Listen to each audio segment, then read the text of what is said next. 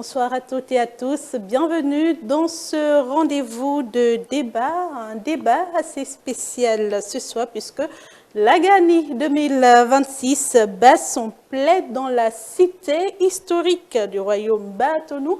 De 25 au 27 août, tête couronnée, dignitaires, cavaliers, griots, communautés et visiteurs se retrouvent autour des rites, des cérémonies royales, des tambours sacrés, de la grande procession du Sinaboko, de la cavalcade et de la Kayessi. Mais cette édition n'est pas tout à fait une Gani comme les autres. Mesdames et messieurs, pour la première fois, le gouvernement a choisi de prendre directement en charge l'organisation de l'édition 2026 dans une volonté affichée de valoriser le patrimoine Batonou et de faire de Niki une destination culturelle et touristique de référence dans le septentrion. Cette implication de l'État s'inscrit dans une dynamique plus large, construction d'une nouvelle arène dédiée à la Gani, aménagement du site. Dès 2022, déjà, le gouvernement avait engagé les travaux du nouveau palais royal et de l'arène sur un vaste domaine à Niki. Et comme si cette édition ne comportait déjà pas assez de symboles, un événement particulièrement fort est venu marquer son ouverture. Le président de la République, Romuald Wadani, a été élevé au rang de prince de la cour impériale de Niki par Sa Majesté Sero Toru sous le nom traditionnel Sunu Toru Tuko Sari, présenté comme signifiant le souverain rassembleur, alors que représente réellement la Gani. Pourquoi cette fête traditionnelle conserve-t-elle une telle force symbolique? Et surtout, comment comprendre cette rencontre entre pourvoi républicain et autorité traditionnelle? C'est autour de ces questions que nous allons débattre ce soir avec une spécialiste de cette tradition, Nyanki Saka Sero. Bonsoir. Bonsoir, Madame Lamson. Merci d'avoir accepté notre invitation. Vous êtes sociologue et consultant indépendante. Et le regard d'un analyste politique qui nous accompagne également sur ce plateau, Geoffroy Kiantanga, bonsoir. Bonsoir Madame Lanson, bonsoir à nos chers téléspectateurs. Également celui d'un journaliste, Modeste Sour, bonsoir. Bonsoir Maëlle, bonsoir aux téléspectateurs de ETélé. Madame Nyanki, je reviens à vous et c'est avec vous d'ailleurs que je vais m'attarder un tant soit peu sur le symbolisme de cette fête. Pour commencer, qu'est-ce que la Gani est-elle une fête, un rituel, une célébration de la victoire, une affirmation identitaire? C'est quoi la Gani? Merci, chers téléspectateurs, bonsoir et bonne fête à toute la communauté Batambou. Et déjà, c'est un plaisir de me retrouver ici, de parler de cette Gani qui, au-delà même du peuple Batambou, devient de plus en plus une fête nationale. Une fête nationale dans la mesure où aujourd'hui on sent que le gouvernement s'implique et on sent également que c'est devenu plus tard un patrimoine de l'UNESCO. Et donc de par cette envergure que cette fête prend, on se dit quand même que c'est tout le Bénin qui est désormais concerné, c'est au-delà de la communauté initiatrice. Et donc, en revenant sur l'historique, il faut déjà dire que la Gani, son histoire remonte au 15e, au 16e siècle. Et donc, la fête a été initiée par le premier roi, et qui a été justement Simé d'Obidia, juste sous nom Sero, qui est quand même celui qui a instauré le royaume de Niki. Mais le premier fils qui a régné, c'est Simé d'Obidia. Et Cette fête, en fait, symbolise la victoire du peuple Batongo, notamment du royaume de Neki. Et cette victoire qui a aussi coïncidé un peu avec la naissance de Mahomet. Et donc, vous allez constater que généralement, quand on fête la Gani, ça coïncide avec Mawlud. Et je crois que c'est cette combinaison aujourd'hui qui retient et qui fait en fait la beauté de cette fête. On voit quand même plusieurs acteurs, que ce soit religieux, et que ce soit les musulmans, les chrétiens et tous les bords religieux se retrouvent. Et donc, c'est ce que je pourrais dire sur la fête. En ce qui concerne le rite, la Gani n'est pas que fête, n'est pas que les festivités, c'est à la fois des rituels, c'est à la fois festif, c'est tout un mélange de tout. Et je crois que ce qu'on peut retenir symboliquement, c'est que la Gani veut prôner la paix, la Gani veut prôner le vivre ensemble, parce qu'au-delà, quand on a fini de vaincre, on pouvait continuer par harceler ceux qu'on a vaincus, mais c'est resté, il faut à un moment s'asseoir, il faut festoyer, mais aussi il faut s'ouvrir à d'autres peuples. Et vous allez constater que désormais, ce ne sont pas que des Batombous qui sont concernés. La preuve, aujourd'hui, le chef de l'État a été distingué prince du royaume de Neki. Et en le nommant Souno Tuko Sari, c'est un appel aussi à une certaine responsabilité, c'est un appel à la paix. Parce que qui dit paix, dit unité, qui dit paix, dit quand même qu'il ne faut pas faire la différence. Et c'est cet appel, en fait, qu'on lui lance à travers aujourd'hui, cette distinction principale qu'on lui a accordée au palais impérial de Neki, voilà. Alors, la Gani est née de quoi particulièrement? Puisqu'on parle de fêter une victoire, une joie, alors est-ce né d'une confrontation, d'une victoire guerrière? Vous savez, l'histoire, heureusement, malheureusement, je ne sais pas exactement ce qu'il faudra dire. On n'a pas trop eu la culture de l'écrit à la base. Donc, ça fait qu'on a plusieurs versions. Ce que je viens de dire, par exemple, c'est plus ce qui est écrit. Mais dans la traduction orale, on entend plus que la Gani est plus, en fait, une cohabitation chaleureuse entre les Wasangari qui sont venus de l'Est avec les Batombous, les Bariba autochtones. Parce qu'il y avait un peuple Bariba qui était déjà dans le royaume, qui est autochtone. Et ça, c'est la tradition orale, c'est l'histoire orale qui nous dit quand même que quelque part, que c'est des peuples qui fuyaient et entrent l'islam. Pas qu'ils fuyaient, mais on les forçait en fait à un moment donné à adhérer à la religion et ils cherchaient refuge à un moment donné. Donc, ils ont pris par le Nigeria, par Boussa, et arrivé à Neki. Mais l'accueil qu'ils ont eu à Neki a été particulier, notamment à Awenu. Et donc, cet accueil les a permis de dire qu'ici, ils se sentent chez eux. Et dès lors qu'ils se sentent chez eux, il faut quand même commémorer ça pour dire, oui, voilà là où nous sommes restés, on sent que c'est chez nous. Et ça, c'est une des sources qui dit, mais c'est des sources orales. Donc, sur l'histoire, j'avoue que il vaut mieux porter ses gants et vraiment. Mais on va dire tout ce que les différentes sources nous disent pour que nous puissions quand même, avec le temps, certainement trouver le juste milieu et avoir la version à retenir. Donc, je crois que c'est ce que je pourrais dire par rapport à l'histoire et tout ça. Et déjà, il faut reconnaître que ça réunit les Bariba du Nigeria, du Togo et du Bénin qui se réunissent chaque année. Et d'ailleurs, au Nigeria, la fête se poursuit. Au Togo également, dans certaines régions. Et c'est quelque chose qui se perpétue. Et le royaume également a évolué, a grandi et s'est élargi. Il y a aussi des rois qui sont quand même sous l'empereur de Neki.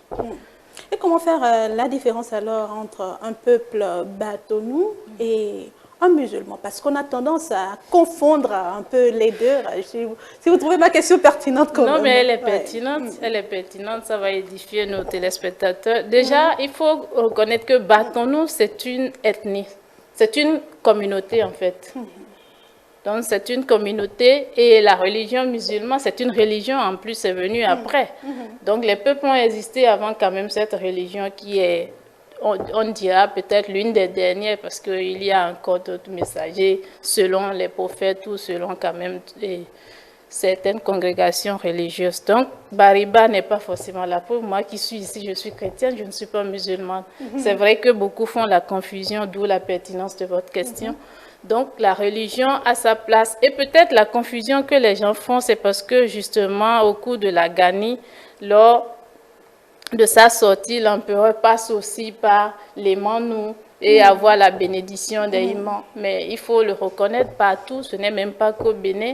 Les rois ont besoin quand même d'un accompagnement spirituel d'un niveau donné. Et ça peut venir de nulle part, ça peut être chrétien, musulman, de partout. Donc ça, c'est symbolique, mais ça ne veut pas dire forcément que le roi est musulman. Il est d'une communauté donnée et il a le choix de religion qu'il a à faire. Donc Bariba ne veut pas dire musulman, Bariba peut être chrétien, bouddhiste, tout ce que vous voulez. C'est un choix et ça concerne vraiment la relation personnelle entre l'humain et Dieu. D'accord. Et pourquoi Niki occupe une place assez aussi centrale dans cette célébration? Si Niki occupe cette place centrale parce que Niki a été en fait... Bon, Niki est le berceau aujourd'hui parce que tout a commencé là. Souno Sero, qui est le père de Simedo Bidia, qui a instauré ce royaume, qui a régné, le premier roi, il faut dire que lui, il était à Ouénon. Mais à un moment donné, c'est des négociations. Quand c'est une première, il va falloir travailler. C'est un travail de longue haleine. Et je me dis, ça, c'est vraiment ma version. C'est une analyse personnelle. Je me dis, quelque part, peut-être le père a voulu aménager tout et rester en retrait pour observer et permettre, en fait, que la gouvernance soit une réussite et que ça puisse évoluer. Toujours est-il que s'il y a l'harmonie qu'il faut, ça va évoluer. Et donc, il a régné sur Niki. Donc, comme c'est là que tout a commencé, désormais, c'est le berceau. Chacun s'appuie. Si quelque chose doit se passer, c'est à Niki, ça se passe. Et c'est ce qui justifie que les tambours sacrés, par exemple, vous allez constater que ce n'est pas joué n'importe où. C'est seulement Niki, c'est l'empereur principal qui a tout ça. Donc, c'est un peu ce qui justifie que Niki soit aujourd'hui le centre. Et que représente justement le Sinaboko, les tambours sacrés, les cavaliers Wasangari, les griots et tout ce parcours rituel que nous avons l'habitude de voir pendant cette célébration, Madame Nyanké Sakassero? Bon, il faut déjà dire qu'il n'y a pas de Gani sans un seul de tout ça. Donc c'est ce tout qui fait la beauté de la ville. D'abord le Sinaboko parce que c'est lui en fait qui organise. C'est lui qui est à la tête du royaume, si vous voulez, de l'empire. Et donc, si c'est lui qui est là, il va falloir qu'il convoque. Et le Wasangari n'entend pas fêter, n'entend pas montrer en fait son caractère princier sans le cheval. C'est son compagnon fidèle. Et nous savons que le cheval, sa compagnie est protectrice. Le cheval, quand vous l'avez et que vous devez sortir, par exemple, vous devez faire quelque chose, il vous signale.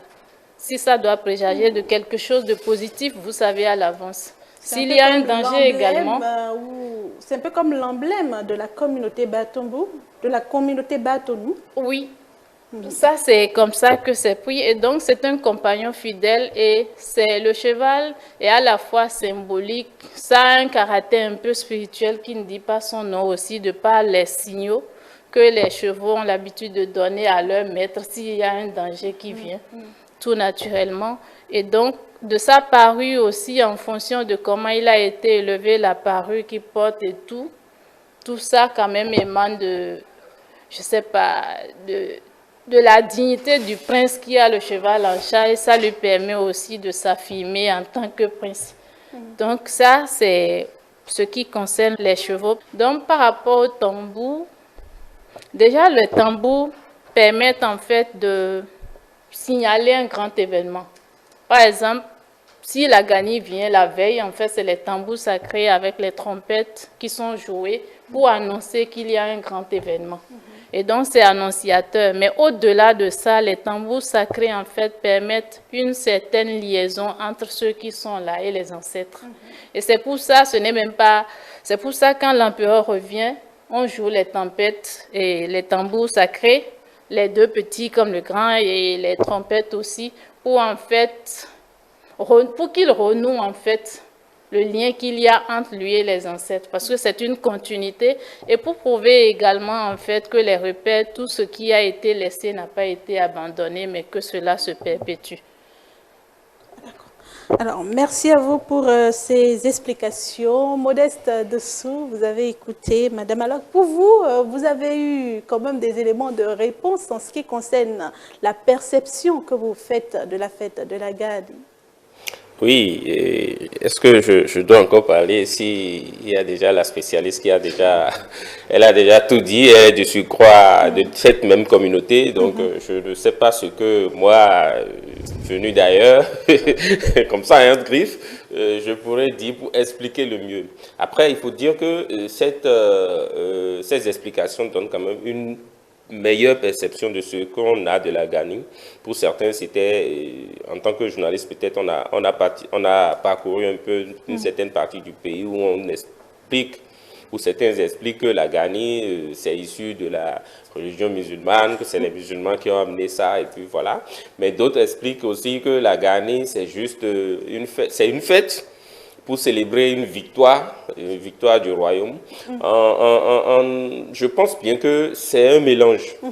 Au-delà de cette fête identitaire que cela représente, c'est aussi une fête, parce que je crois que la Gani en langue batonou signifie frapper, hein, en référence à un certain tambour sacré, tambour guerrier. Ici, je ne dis pas n'importe quoi, selon un peu ce que je comprends de cela. Donc, je pense qu'au-delà de cette fête identitaire, c'est aussi un rassemblement des membres de cette communauté pour célébrer une certaine victoire aussi sur... c'est pas une certaine victoire sur ceux qui fuyaient, en fait, en se retrouvant là. Parce que Niki, c'est la capitale de cette communauté-là. Parce que ce n'est pas qu'à Niki qu'on trouve les Batonous, c'est pratiquement dans une grande partie, dans une grande sphère du Nord Bénin. Et maintenant, avec l'immigration interne, il y a eu les Batonous un peu partout au Bénin. Donc, je crois qu'ils font environ 10 à 9 à 10% des Béninois. C'est la 4e ethnie la plus grande du Bénin, donc ce n'est pas rien. Et je pense qu'il faut avoir aussi une perception plus vaste.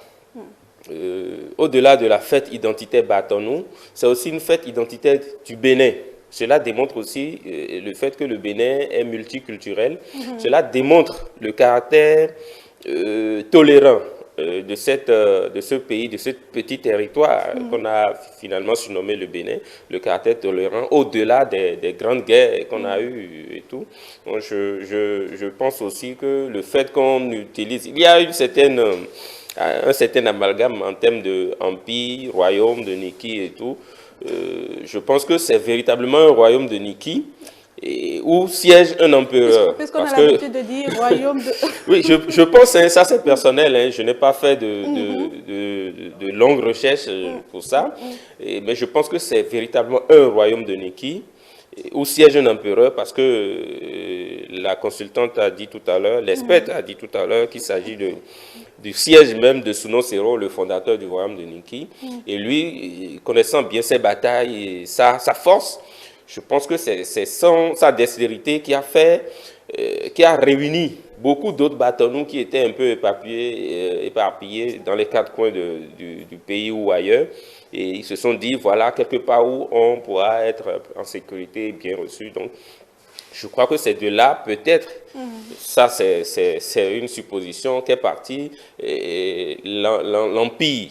Parce que de là, il a régné sur Niki, mais sur peut-être d'autres régions où existaient des Batonous qui avaient aussi des régents qui se sont peut-être soumis, qui ont décidé de marcher aux côtés de Suno Sero. Voilà. Donc, je pense qu'on a une meilleure perception et il faudrait que nos scientifiques, nos historiens au Bénin travaillent plus pour garder des documents écrits, pour on a la technologie aujourd'hui, pour que l'histoire ne se perde pas. Et déjà que le gouvernement a décidé de commencer à organiser cette fête, je pense que c'est du point de vue logistique, parce que culturellement, ça reste, les rites et autres restent du domaine de la communauté, du roi, et de son comment dire, voilà, du roi et de son royaume, de ses collaborateurs.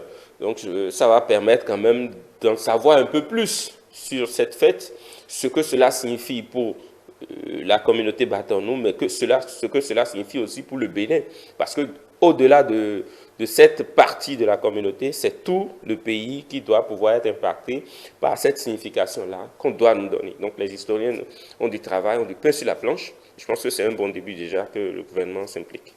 Merci à vous. Et justement, ça réduit la qualité du royaume de Niki en ne parlant pas d'empire, mais plutôt de royaume.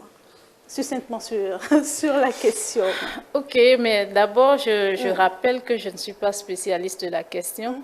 Je crois qu'il y a un détail qui n'est pas passé. Je n'en suis pas spécialiste, mais étant quand même de la communauté, je me suis dit de par les informations que j'ai, je pourrais être utile sur ce plateau. Donc, je ne suis pas spécialiste. Il faut clarifier les choses pour qu'il n'y ait pas de confusion au niveau de nos spectateurs. Alors, que ce soit un royaume, vous savez, les historiens ont un canevas, une cartographie façon selon laquelle ils rangent tout. Et moi, je ne suis pas du domaine.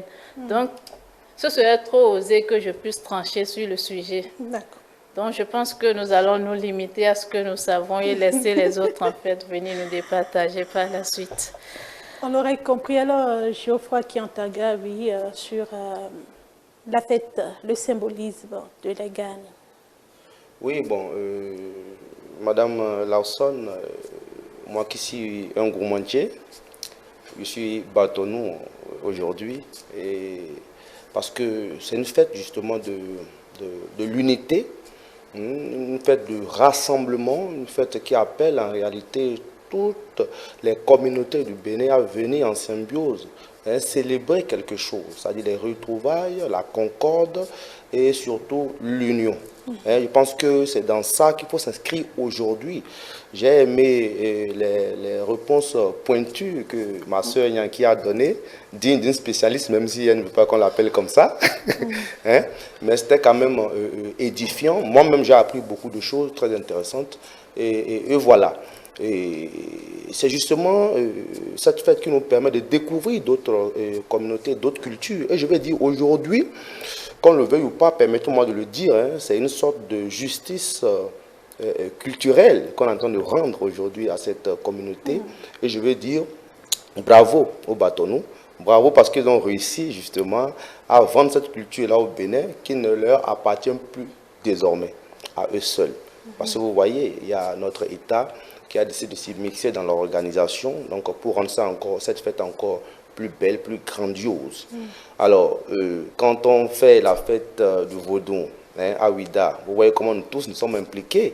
Désormais, et nous l'avons réclamé pendant longtemps aussi, je pense que c'est ce qui sera fait dans le septentrion. Alors, c'est vrai que ce n'est pas la seule communauté du Nord, mais c'est déjà un grand début et c'est à encourager et à féliciter. Je ne sais pas, Madame Lawson, si vous avez vu une fois un cavalier Batonou et dans ses apparats, sur son cheval cabré, et si vous avez vu ça une fois, en tout cas moi je l'ai vu, je vous assure que c'est frisson garanti.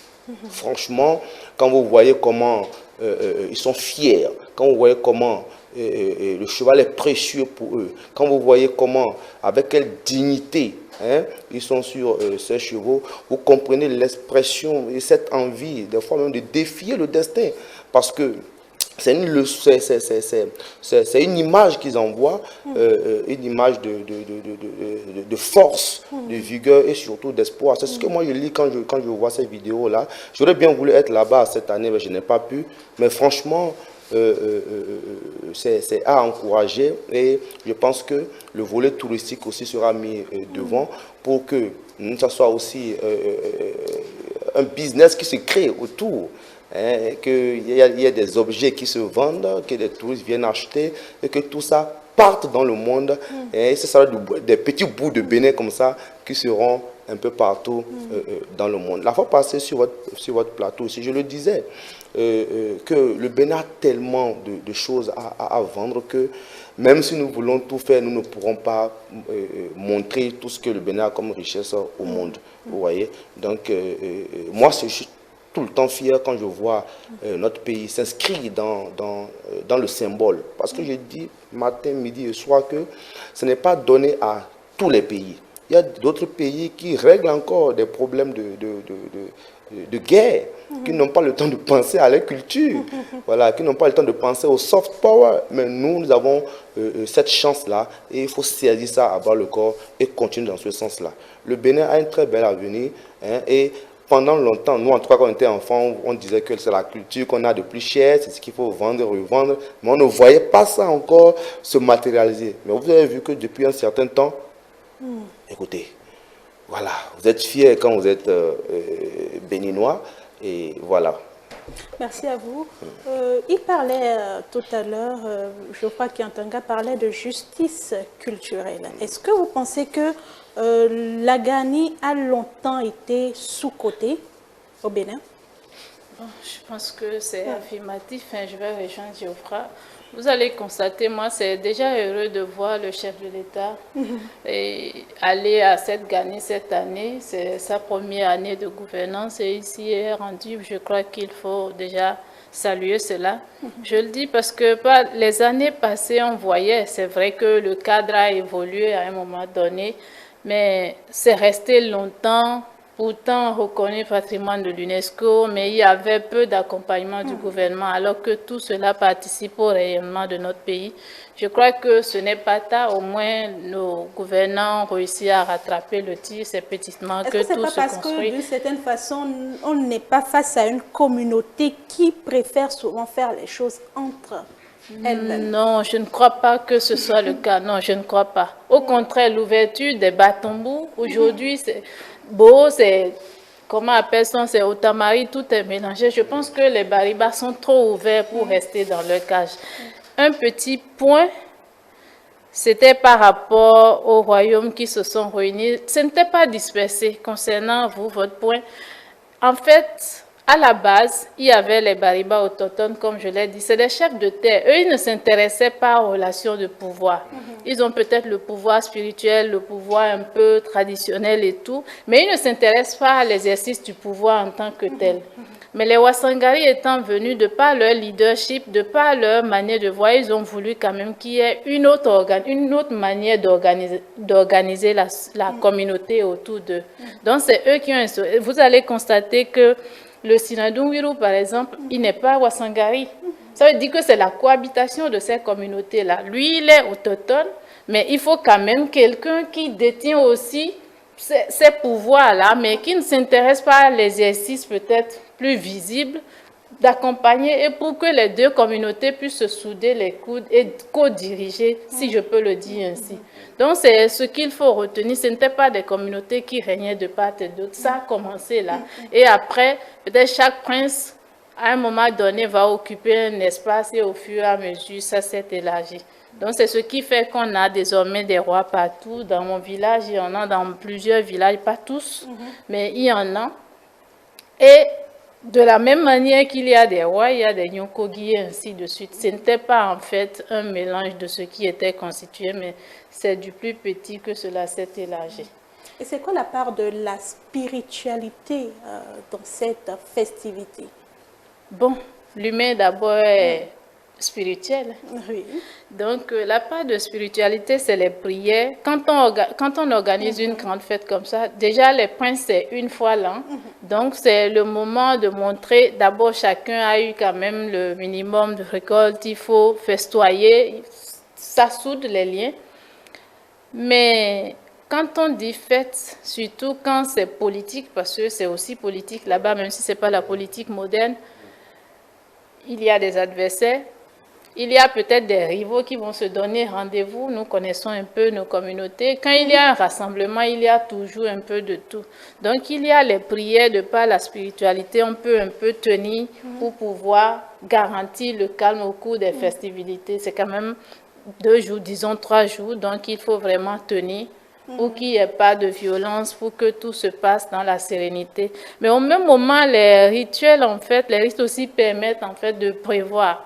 En fonction de l'objet qui sera pris par l'empereur, il y a des signes. En fonction des signes, les signes sont interprétés un peu comme le Fa au Sud Bénin. Donc, quand c'est interprété, on a une vision de ce que l'avenir réserve. Et si c'est un mauvais sort, il faut faire les sacrifices nécessaires pour limiter les dégâts. Et quand c'est bien aussi, on sait et on agit en conséquence. Donc c'est tout ça qui, en fait, ramène le côté culturel de la chose. Et je crois que c'est quand même un trio qui donne quand même une certaine beauté, qui aujourd'hui honore le Bénin de par le tourisme. Il y a des gens qui quittent plusieurs pays pour venir à la Gani, ne serait-ce que pour découvrir, ne serait-ce que pour voir les chevaux, ne serait-ce que pour voir un peu comment ce peuple-là fonctionne au-delà de ce qu'on a entendu sur l'esclavage. Mais c'est déjà heureux qu'on puisse quand même, un pays qui a connu la colonisation, on a déjà la route des esclaves et tout, qu'on puisse dire qu'on était organisé bien avant l'arrivée du colon. Et je crois que ça doit être une fierté nationale au-delà même de la communauté Batombo. Et qu'est-ce que cela change de ce que nous connaissons au sud avec les festivités du Vaudon, par exemple? Est-ce qu'il y a, si je peux m'exprimer ainsi, un rite vaudou peut-être qui est lié à la Gani ou au peuple Batonou? Est-ce que c'est spécifiquement, d'où passe cette spiritualité en fait? Ou ce sur quoi se base cette spiritualité? En fait, la spiritualité a plusieurs formes. Déjà, il y en a, c'est des fétiches constitués qui sont constamment vénérés, ou je ne sais pas, ça c'est une autre forme. Mais il y en a aussi, peut-être c'est fait une fois, c'est un rite, un peu comme par exemple les rituels qu'on fait pour les jumeaux. Ce n'est pas un fétiche constitué, mais on sait que c'est quelque chose qu'il faut faire, qui peut protéger non seulement les enfants, mais aussi la famille ou les parents. Donc, ce n'est pas forcément constitué ainsi. Et si vous me demandez de vous citer tout de suite un vaudou, ou je ne sais pas, j'avoue que je ne pourrais pas donner la réponse, en tout cas pas tout de suite. Mais ce que je sais, c'est que la spiritualité n'est pas qu'un vaudou constitué. La tradition, les bénédictions comprennent que le roi aille par exemple et au niveau des tombes des ancêtres, c'est une bénédiction. Parce que c'est pas peut-être du vaudou proprement dit, mais c'est une énergie qu'il est en train de puiser de par ce contact avec les ancêtres. Et donc, il y a plusieurs formes et je crois que je ne pourrais que m'en arrêter là pour ne pas vraiment dégamer et inventer les choses. Merci déjà pour ces efforts d'explication, Madame Nyankis Kassero. Et il faut le dire, en 2025, déjà une forte présence gouvernementale avait marqué la célébration, tandis que la nouvelle arène et le complexe royal avaient donné une nouvelle dimension à l'événement. En 2026, le gouvernement franchit une nouvelle étape en prenant directement en charge l'organisation de la manifestation. Et d'ailleurs, le ministère de la Culture présente cette décision comme moyen de mieux structurer la Gani, de tester les infrastructures réalisées et de renforcer son potentiel culturel et touristique. Alors, Modeste Ossou, comment vous appréciez cette implication de l'État dans l'organisation de cette fête? Oui, c'est tout à fait normal que l'État, enfin, il était temps, on dira même qu'il était temps, parce que, comme l'a dit mon confrère tout à l'heure, c'est une question de justice. Parce que si je ne me trompe pas, la fête de la Gani, c'est quand même l'une des plus anciennes fêtes identitaires du Bénin. Donc je ne pense pas que le fait de mettre... Elle est sous-cotée en fait, cette célébration. Ça, je peux le dire, elle était sous-cotée. Et je pense le fait pour le gouvernement de décider de valoriser cela en prenant en charge l'organisation. Parce que, écoutez, avant, la Gani s'organisait avec les moyens de bord. Parce que la communauté se décidait de l'organiser elle-même. Et bon, s'il y a quelque apport du gouvernement que ce soit, elle est assez infime. Le fait que le gouvernement, déjà, depuis le début, l'État a décidé de refaire déjà le palais, une arène et tout ce qui va avec. Ça montre déjà l'implication progressive de l'État dans cette organisation. Et aujourd'hui, on a eu une implication réelle en termes d'organisation logistique et tout. C'est tout à fait normal et c'est une justice qui a été faite. Et cette fête sera désormais reconnue comme une des plus grandes fêtes du Bénin et fera en sorte qu'au-delà au-delà des communautés que nous citons au Bénin, que chaque Béninois se sente impliqué dans cela. Parce que si c'est une fête identitaire Batonou, certes, mais il faut que les Béninois se sentent impliqués. C'est à partir de ces organisations, c'est à partir de la reconnaissance de l'histoire de ces différentes communautés que le Bénin deviendra un État-nation. Parce qu'aujourd'hui, pour avoir un État-nation, il faut que tous les peuples travaillent d'un même accord. Et pour cela, il faut que les gens, les uns et les autres, connaissent l'histoire de chaque communauté. Écoutez, prenons par exemple, il y a souvent un cliché, depuis nos grands-parents ou nos ancêtres, où quand tu es un homme ou quand tu es une femme, je prends comme ça, quand tu es un homme et que tu veux épouser une femme d'une certaine région, on te demande, ah, cette région, non, parce que. Il y a des clichés. Je pense que c'est à travers la connaissance de l'histoire de chaque communauté, de chaque ethnie, que nous puissions individuellement, personnellement, commencer à repenser la façon dont nous voyons telle communauté. Avant, certains diraient peut-être que les Baribas ne connaissaient pas bien. Les Baribas pourraient dire, oh, les Baribas sont méchants, sont mauvais. Et d'autres diront, mais les Baribas, c'est la communauté la plus gentille, la plus accueillante du Bénin. Et je pense que c'est la dernière version là qui est bonne. Mais bon, c'est comme ça. Il faut avoir fait une certaine expérience, tant historique, culturelle ou en immersion, pour avoir une vision plus claire de certaines choses dans cette histoire de culture, de tradition.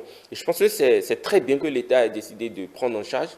Cela donne une dimension plus internationale, disons plus nationale déjà, mais plus internationale de cette fête. Et ça permet à tous les Béninois de s'intéresser à cela. Vous savez, les Vodun Days, au début, la fête du Vodun, le 10 janvier, tous les Béninois ne s'intéressaient pas en tant que tels. Chacun faisait ses rites de part et d'autre, et puis à Ouida, les gens se retrouvent pour faire un petit spectacle, et puis ça va. Maintenant, aujourd'hui, tout le monde s'y intéresse. Si tu es chrétien, musulman, animiste, enfin, tout le monde veut aller au Vodun Day, ne serait-ce que pour les festivités. Et là, on profite pour apprendre, comprendre, et mieux s'imprégner de ce qu'est telle chose, de ce qu'est tel culte.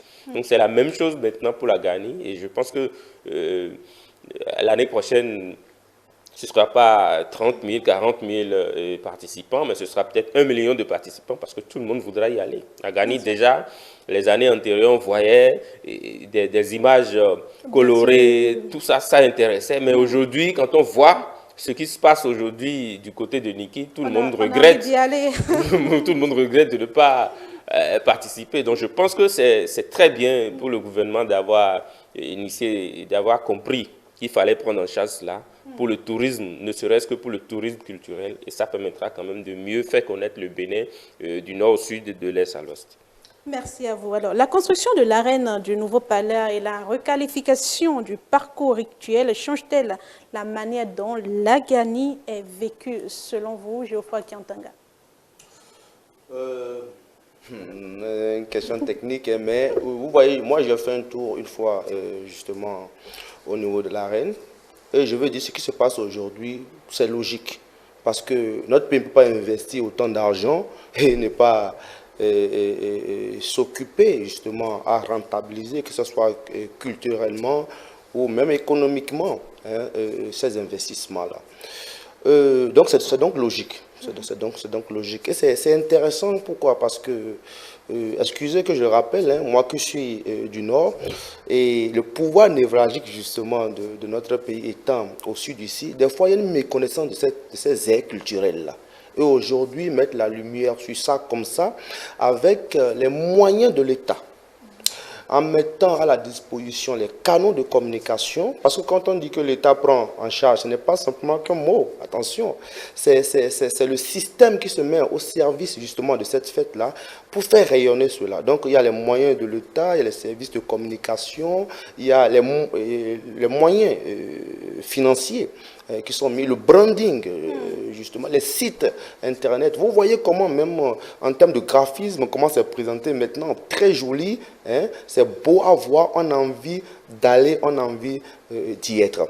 Donc, donc c'est donc une logique, hein, c'est une suite logique de ce qui se passe, et ça va permettre justement hein, un tourisme déjà interne, c'est-à-dire des gens du sud qui iront découvrir les choses là-bas et vice-versa, parce que vers ici aussi, c'est comme ça aussi qu'il y a des festivités qui se font, notamment, comme on le dit, les Boudoun Désir, puis le Festival des Masques, par exemple, qui crée justement ce mixage-là et va créer justement cette concorde-là entre les deux parties du pays et nous montrer que nous avons un chemin commun. Alors, vous voyez, le Bénin, moi, me surprendra toujours. Parce que regardez depuis un moment comment ce pays s'ouvre au monde, en termes de modèles, en termes d'infrastructures, en termes de modernité. Mais en même temps, un pays qui se ressource justement dans ses traditions, dans ses racines. Quand vous allez au palais, quand vous rentrez dans les chambres, vous verrez les plafonds qui ne sont pas faits avec du contreplaqué, mais avec des matériaux traditionnels, mais en même temps, c'est moderne, c'est beau. Vous voyez, c'est dire que nous pouvons nous vendre au monde sans nous travestir, en étant nous-mêmes. On ne peut qu'attirer le monde en étant nous-mêmes. On ne peut pas, excusez-moi, singer les autres pays, les autres nations et être particulier. Vous voyez? Donc, c'est cet équilibre-là qu'il faut trouver entre modernité et ce qui nous appartient depuis des millénaires. Et vous voyez ce que ça donne aujourd'hui comme résultat. Le monde nous regarde et le monde viendra toujours pour nous. Je suis sûr que les éditions à venir, il y aura encore plus de monde et c'est bon pour le business, c'est bon pour le tourisme, c'est bon pour connaître notre pays. Déjà, à nos compatriotes, mais aussi aux touristes étrangers qui viennent. Et surtout pour mieux connaître ce peuple culturel Bariba, Batonou, qui, quand même, d'une certaine façon, fascine les Béninois du Sud. Bien sûr, bien. Mais c'est fascinant. Et vous voyez, aujourd'hui, je dis que moi, je suis Batonou aujourd'hui. Même si je suis Goumantier, je suis Batonou. Fièrement, oui, fièrement. Et demain, les mêmes bâtonneux seront fiers d'être, par exemple, de Nago, d'être des fonds. Et c'est comme ça, nous devons nous retrouver chacun en l'autre. Vous voyez? Et puis c'est comme ça qu'on s'unit pour voilà, un développement commun. Merci à vous. Oui, allez-y. Oui, allez-y. Rapidement, et c'est justement là comment on dit, la magie même de la culture. Hein. Écoutez, quand on prend par exemple les pays d'Asie, n'ont pas travesti leur culture. Et quand vous prenez, je prends le pays que tout le monde connaît, on prend la Chine, ou laissons la Chine, prenons un pays qu'on n'a pas vu venir, le Vietnam qui a connu la guerre. Malgré tout, c'est des pays qui ont gardé leur culture intacte. Et à partir de leur culture, ils ont réussi à organiser leur État, leur pays. Et aujourd'hui, le Vietnam, ce n'est pas un pays pauvre comme tout le monde voit, mais c'est un pays suffisamment puissant, suffisamment riche en termes culturels qu'économiques. Donc, je pense que c'est ce à quoi nous devons, voilà, ce à quoi nous devons rêver. Je pense que l'État pense aussi à cela, partir de la culture pour grandir, partir de la culture pour devenir cet État-là, suffisamment puissant pour pouvoir dicter aussi, pour que sa voix compte. Il faut aussi dire que aujourd'hui, moi quand on me demande vous êtes d'où, je suis béninois, c'est ce que je dis, je suis béninois.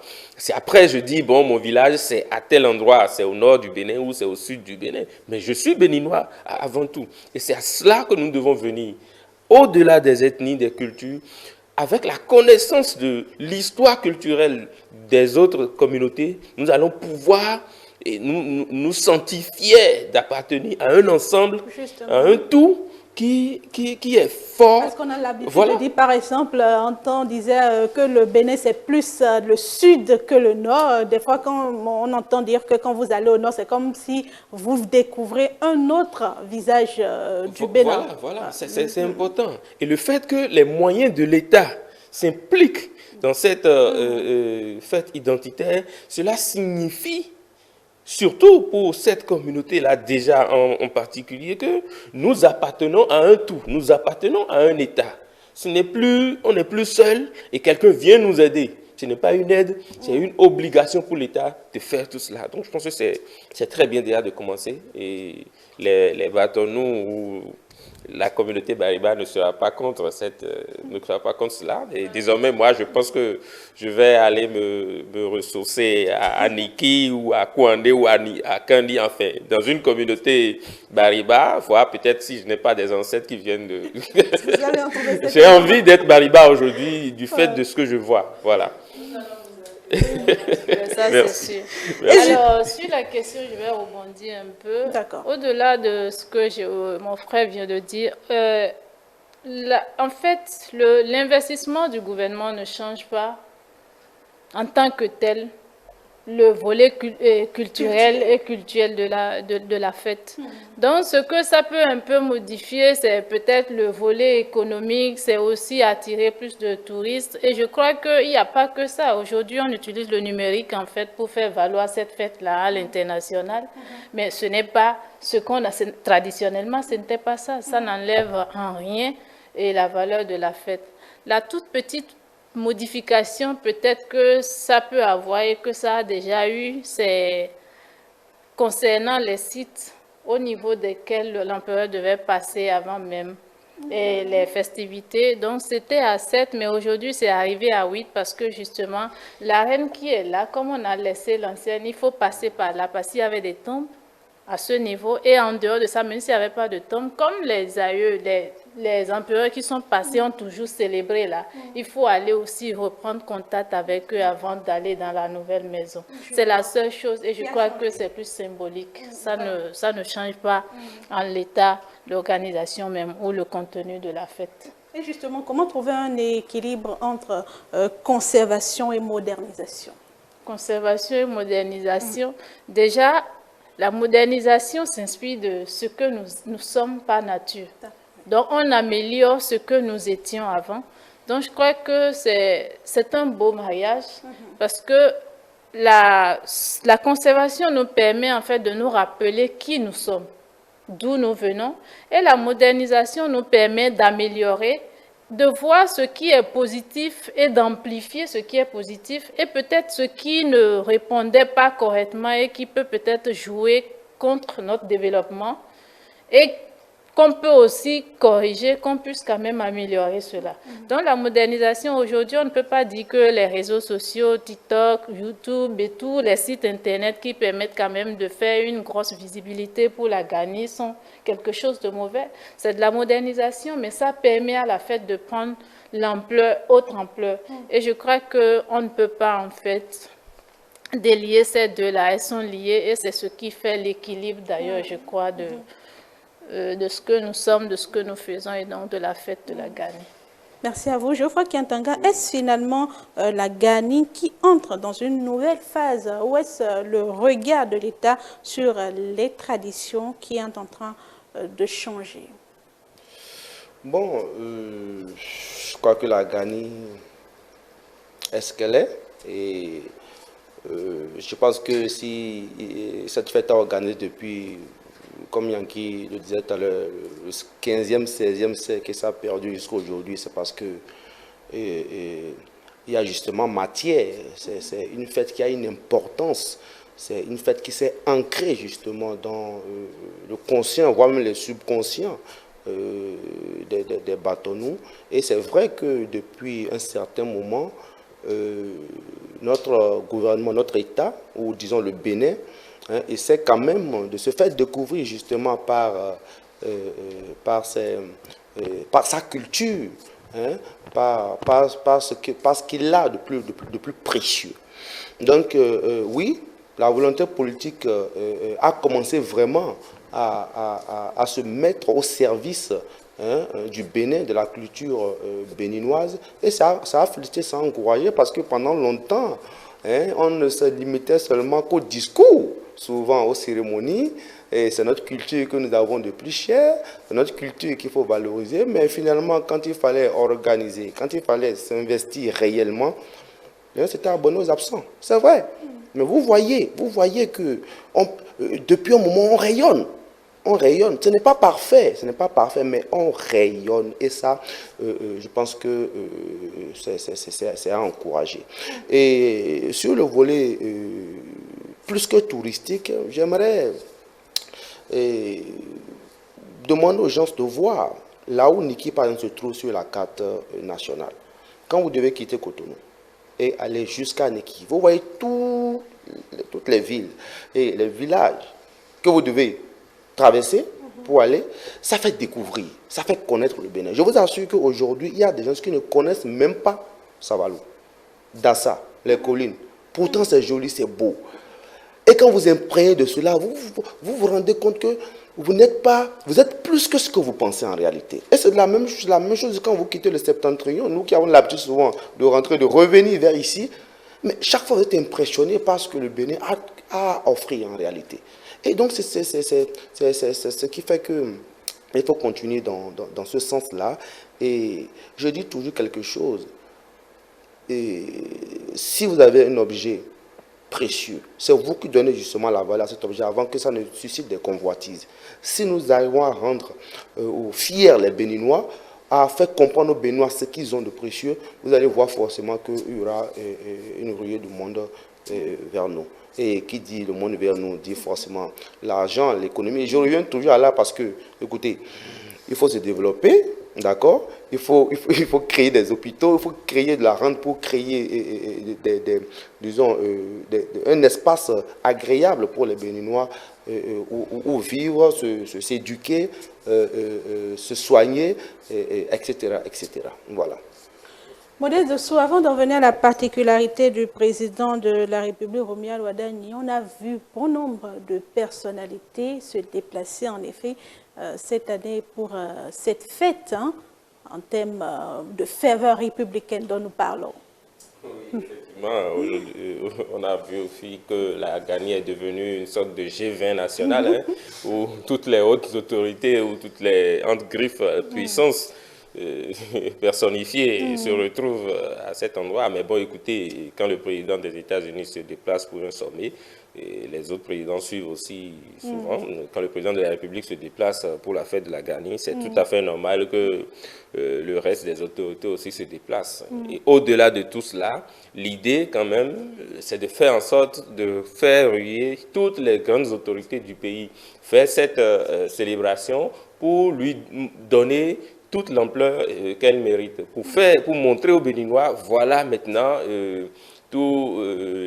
à partir du 24 août, ou 23, 24 et autres août, c'est-à-dire en août, après le 15 août, nous nous retrouverons tous à cet endroit pour célébrer une fête identitaire béninoise.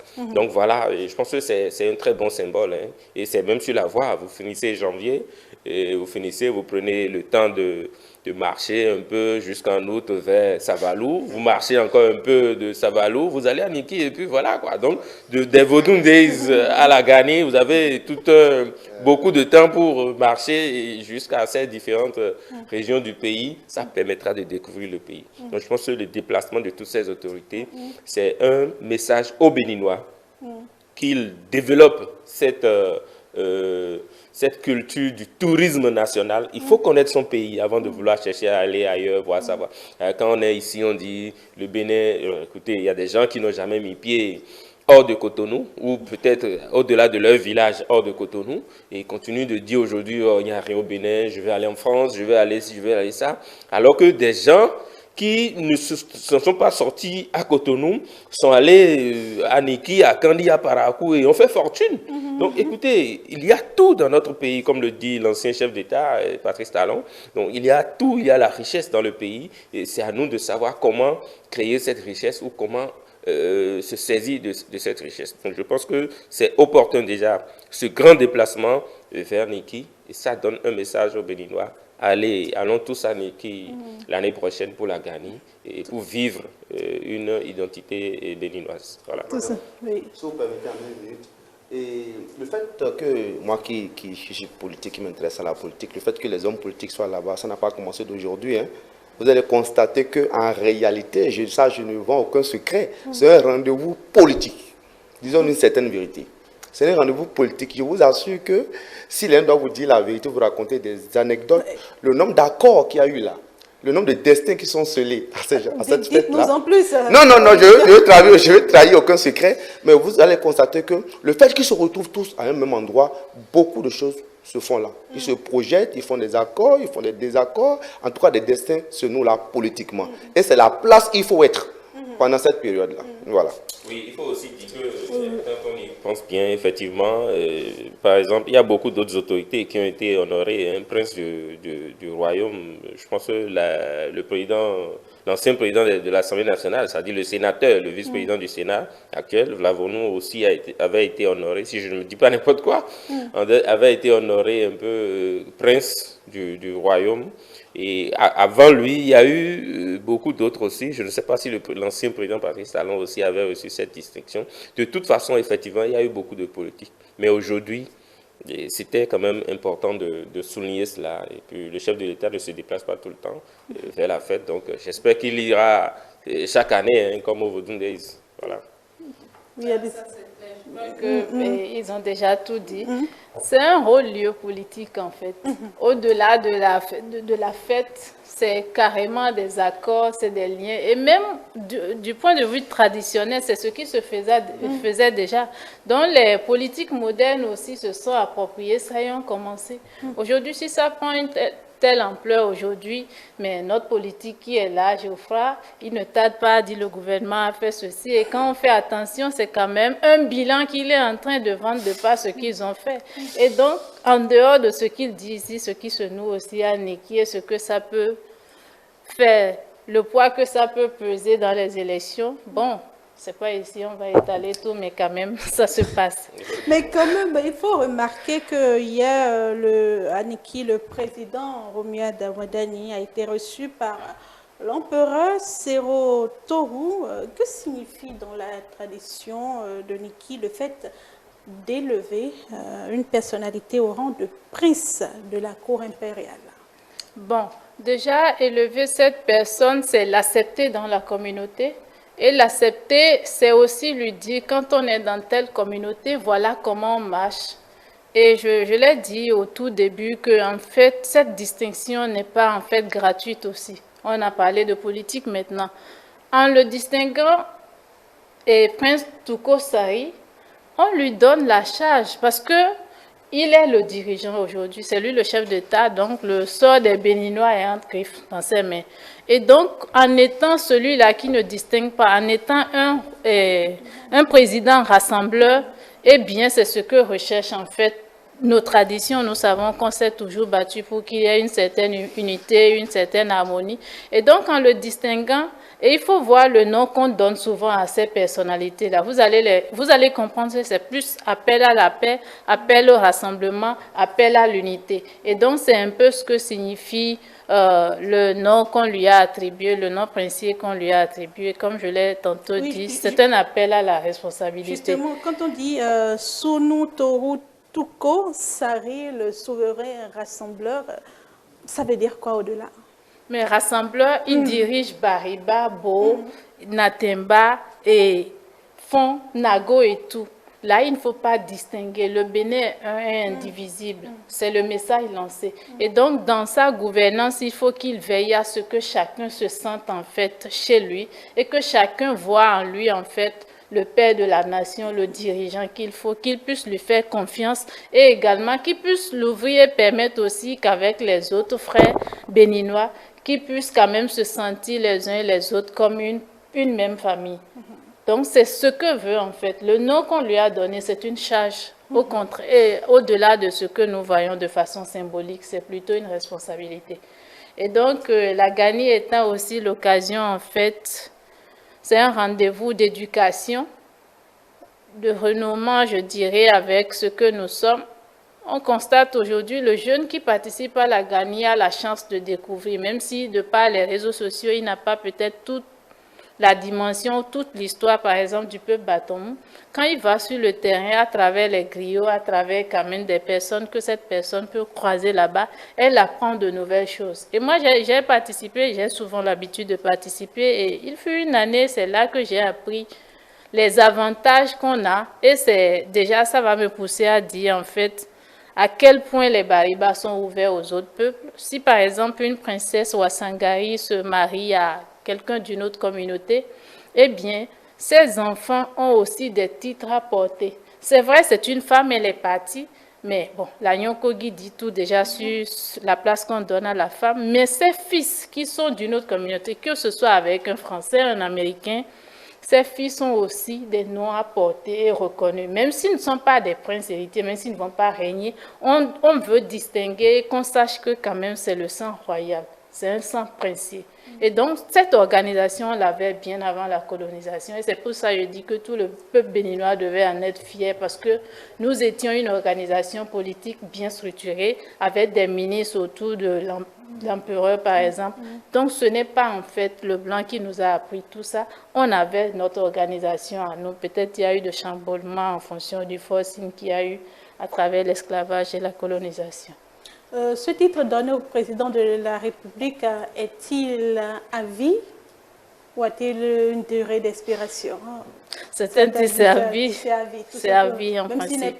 Sauf erreur grave où on peut questionner ou ça peut, mais je crois qu'on n'en arrivera pas là. C'est à vie. Ouais.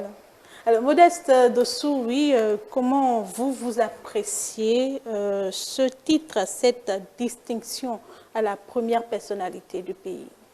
Oui, déjà, il faut voir que le président Wada a été quand même le premier président, si je ne dis pas n'importe quoi, de l'ère du renouveau démocratique à avoir ce score en termes d'élection présidentielle.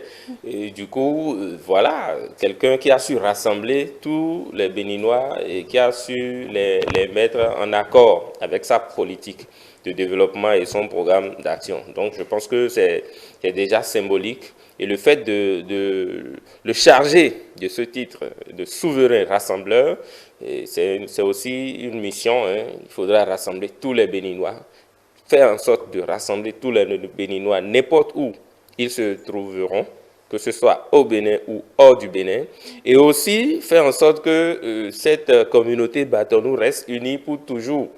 Parce que quand il y aura une petite bruit dans la communauté, ça ne manque pas. Comme l'a dit l'analyste, la sociologue tout à l'heure, elle a évoqué quand même quelques rivalités entre princes. Donc il pourrait aussi être ce médiateur-là qu'on pourrait appeler en tant que souverain rassembleur pour venir essayer de trouver des terrains d'entente. Je pense que c'est tout à fait normal et son titre-là, c'est à la fois honorable et une mission assez grande qu'on lui confie.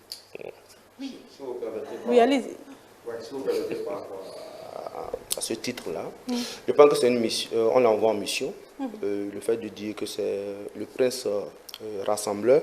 Déjà, dans la symbolique, vous voyez une fête qui est normalement reconnue comme une fête communautaire, et qu'on donne un titre de rassembleur, c'est dire qu'on veut s'ouvrir aux autres et qu'il faut que nous soyons seuls et ensemble. Il ne faut pas que nous soyons chacun de notre côté. Maintenant, il y a un message politique derrière ça. Ça, il faut qu'on se dise les vérités. Si les gens ne savent pas, vous voyez, ces grands royaumes-là sont des fins observateurs de la vie politique de toute la nation. Et quand on dit, on donne à un chef d'État, au président de la République, ce titre-là, c'est de dire que, ou lui rappeler en réalité qu'il n'est pas le président que d'un seul camp. Il est le président de tout le Bénin, de tous les Béninois et Béninoises, mais aussi de toutes les sensibilités politiques. Parce que, de par leur place, ces dignitaires-là sont sensibles à ce que la population remonte comme inquiétude.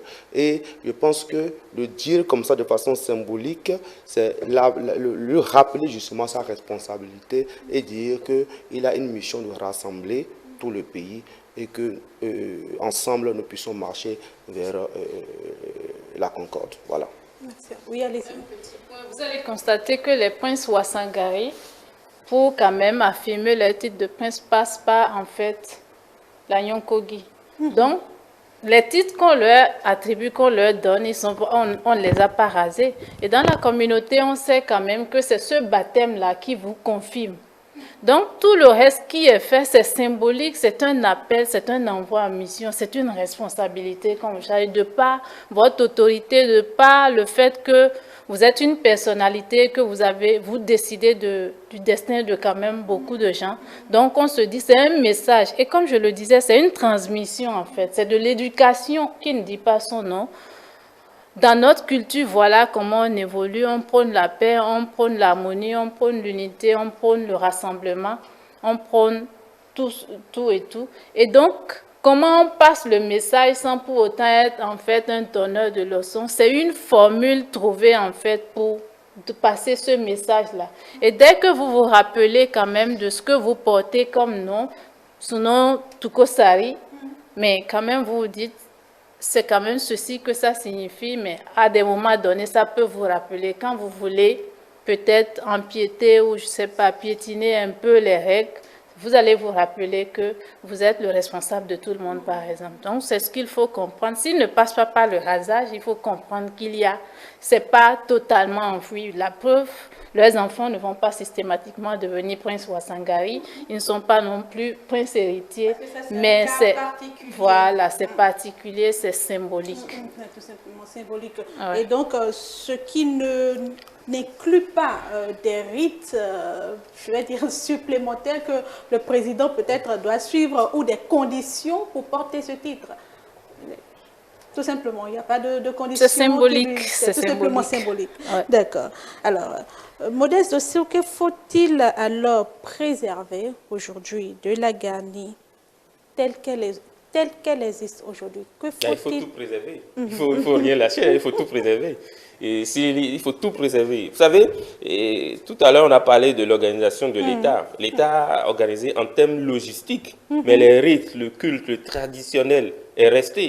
Et c'est tout à fait exclusivement à la charge, enfin, à la discrétion du roi et de sa cour et des bâtonnous de la communauté.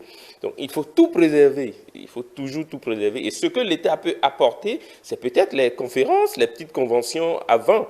La Gani peut durer une semaine maintenant aussi, hein, si possible.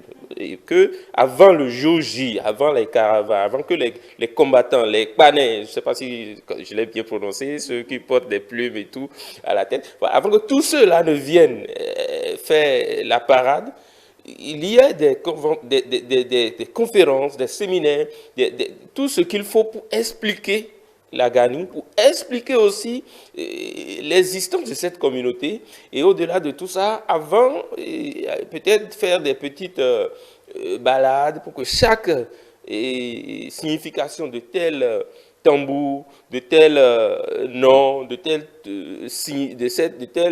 on a parlé tout à l'heure du prince Ouassangari, et vous savez, la communauté Batonou, il y a les Ouassangari, et il y a d'autres dont la sociologue a parlé tout à l'heure. Donc ça, je viens de l'apprendre.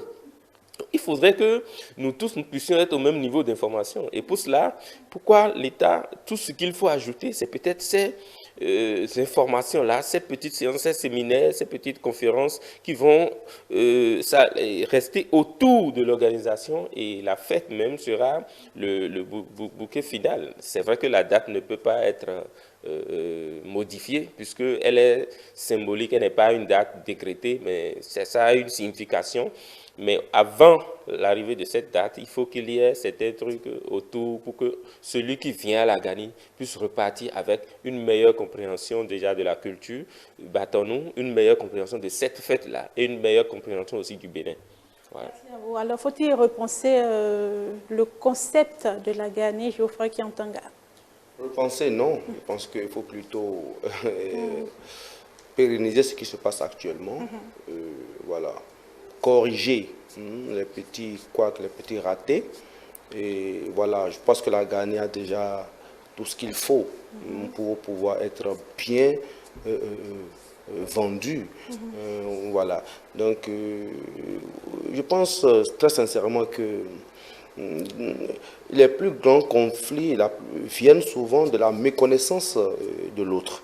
Hein? Et il faut surtout jalouser nos traditions, préserver ce que nous avons de plus cher, en n'ayant pas peur, hein, que qu'en le faisant, les autres auront peur de nous approcher. Vous voyez? Donc voilà, il faut continuer par apprendre ce qui se passe. Alors, comment intéresser les jeunes à une tradition dont ils ne maîtrisent pas toujours les codes et les significations? Bon, déjà, il faut pérenniser tout. Ils l'ont tous dit. Et je crois qu'il a répondu en partie à cette question. Comment, en fait, encourager les jeunes? C'est aussi simple, c'est des conférences. Déjà, on avait eu de mal à voir si c'est un royaume ou un empire. C'est des choses à situer et nos historiens ont ce rôle-là à jouer.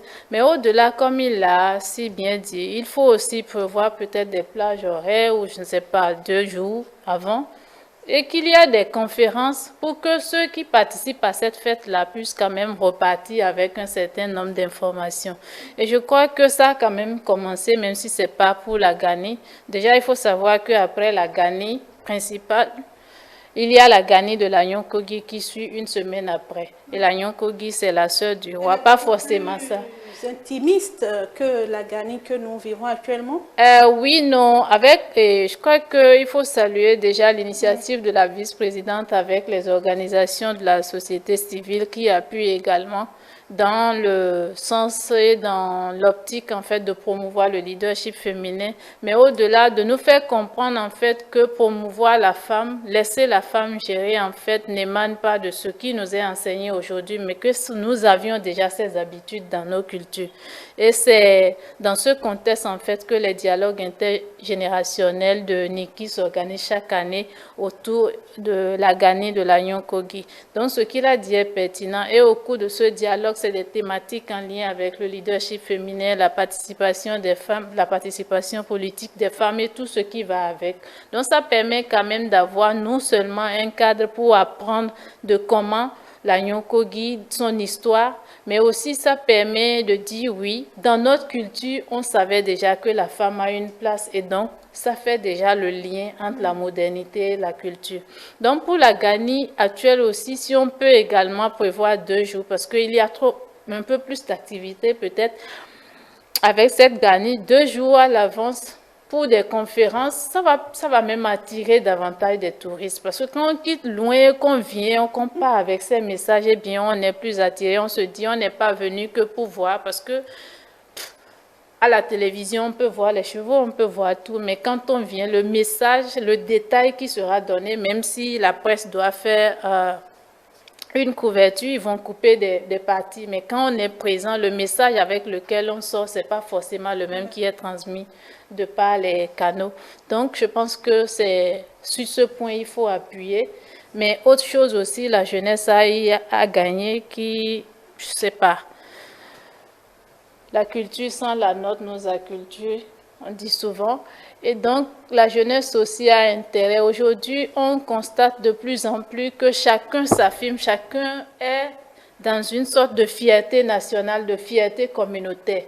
Que ce soit hors du Bénin, en Europe ou aux États-Unis, chacun essaie de préserver ce qu'il est parce que finalement, c'est notre identité qui fait notre force.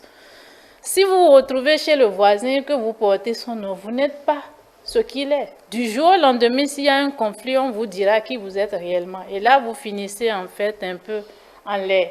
Donc, il n'y a que cette culture. Et c'est de par vraiment des conférences, c'est de par ces débats en fait que la jeunesse va puiser. Et ça va être une école d'unité, comme ils l'ont dit. Et je crois que ça fait partie des forces que notre pays a eues et ça fait partie de ce qui a permis quand même qu'on ait une certaine stabilité dans notre pays. C'est à promouvoir et tout est à garder vraiment concernant la Gani. Un dernier tour de table pour terminer cette émission Modeste Dossou. Alors, faveur républicaine autour de la Gani. Aujourd'hui, vous placez le curseur entre glorification, entre gloire, culture et tradition. Ok, avant mon message, je vais juste exhorter les autorités béninoises. Je ne sais pas si c'est le Conseil économique et social ou le Conseil de l'éducation, je ne sais plus l'un ou l'autre, pour que dans nos écoles, au lieu de nous apprendre seulement au cours primaire, ces histoires qu'on va oublier après le cours primaire, que cela revienne au collège. À partir du collège, qu'on nous a... Parce qu'à l'université, on a le choix. Mais au collège, on n'a pas le choix. qu'au collège, qu'on commence à nous apprendre nos histoires, nos propres histoires de nos communautés. Sinon, au coup primaire, on l'apprend, on bûche et on oublie. Ça va, c'est fini. Mais qu'on nous apprenne comment est-ce que nos communautés étaient régies, étaient organisées. Et à l'école, on doit pouvoir connaître ça. Et c'est de là que le patriotisme vient. Le président de la République a nommé un ministre de l'action civique, si je ne dis pas n'importe quoi par rapport à son titre. Hein. Mais voilà, c'est de là que tout doit partir. Pour être patriote, pour avoir du civisme en soi, il faut connaître son pays, aimer son pays. Et pour cela, il faut vraiment qu'on apprenne tout ça à l'école. Si c'est pour aller apprendre les agressions nazies, aujourd'hui, Internet peut tout nous apprendre. Je pense que les autorités béninoises doivent pouvoir faire un programme éducatif propre au Bénin qui enseigne l'histoire du Bénin et que ce ne soit pas tel qui vient dire pour lui et que tel autre vienne dire pour lui. Que nous apprenions l'histoire du Bénin en bonne et due forme. C'est là que se trouve notre forme. Sinon, ben, écoutez, vive la Ghani. Hein. Merci beaucoup, Geoffroy Kiatanga. Alors, madame, avant de j'aimerais pas, à la suite de mon prédécesseur, dire qu'en vrai, il faut saisir cette jeunesse-là dès le bas âge. Et on n'endoctrine pas assez, dans le bon sens bien sûr, notre couche juvénile, hein, comme les autres le font. Tous les pays puissants le font. Alors, quand on vous raconte les épopées, les histoires de guerriers bâtonneux, je vous assure que vous allez passer toute la nuit à écouter. C'est tellement intéressant. Il faut le faire, il faut trouver des manières de le raconter hein, à cette jeunesse-là. Et je vous assure qu'en grandissant, hein, ça reste dans leur univers, dans leur monde rêvassé. Et forcément, quand ils grandissent, ils vont s'en rappeler. Alors, mon dernier mot, c'est toujours hein, cette fierté d'être béninois, hein, béninois de toutes les contrées du sud, du nord, de l'est à l'ouest, de partout. Je me sens actuellement bien partout. Et je suis content de ce qui se passe sincèrement dans mon pays et que mon pays investisse comme ça dans du soft power, dans du symbole. Hein. C'est ça, c'est la seule chose que nous apporterons ailleurs. C'est la seule chose. Et c'est ça que nous apportons avec nous. Nous ne voyageons pas avec nos immeubles, avec nos infrastructures, non. Mais nous voyageons avec ça. Quand on dit tu es du Bénin, tu dis oui. Qu'est-ce que vous faites là-bas? Tu peux dire il y a le Volundaise, il y a la Ghani. Venez voir. Et en venant voir ces festivités-là, ils découvriront les choses et d'autres resteront. Voilà. Et bonne fête de Ghani et à tous. Et à Merci. tous. Merci à vous. Oui, un dernier mot, Madame Nyoki. Merci. Oui. Bon, déjà, je dirais bonne fête de la Ghani à tout le monde et vous allez me permettre de m'exprimer aussi en bâton. Beseka Touribou, Beseka Wangusono Suyenda Beroson, Gusono Wasina Deri. Bao de Behenone, Yang Penyamo, Barotemo, Kabenentemo, Kahetogia. Donc, je crois que c'est ce que je pourrais dire et vous remercier pour quand même le plaisir que vous nous faites nos invités ici, même si on n'a pas les éléments comme les spécialistes, mais qu'on puisse quand même s'exercer à donner ne serait-ce que les brèves informations que nous avons sur cette fête-là, qui est très chère pour la communauté bâtonneau, à laquelle j'appartiens, et désormais pour le Bénin. Donc voilà, c'est ce que je pourrais dire. Bonne fête, une fois encore, à tout le monde. Merci à vous, chers téléspectateurs. La Ghani n'est donc pas simplement une succession de festivités, elle est une identité et indiquer cette mémoire continue de vivre. L'élévation du président Romuald Wadani au rang de prince de la cour impériale vient donner à cette édition une dimension symbolique supplémentaire. Merci à nos invités, merci particulier à vous, Nyanki Sakasero, pour avoir accepté notre invitation. Modeste Sou, merci à vous. Geoffroy Kiantanga, merci à vous également. Et merci aussi à vous, chers téléspectateurs, d'être restés avec nous pour cette édition spéciale du débat sur cette festivité de la Ghani. Retrouvez-nous comme d'habitude sur l'ensemble de nos plateformes digitales, notre site internet le www.etelebenin.com, notre page Facebook ETélé en direct, notre chaîne YouTube ETélé Bénin, notre compte Ins ETélé en live et via notre application iOS et Android e-télé. E-télé avec vous, pour vous.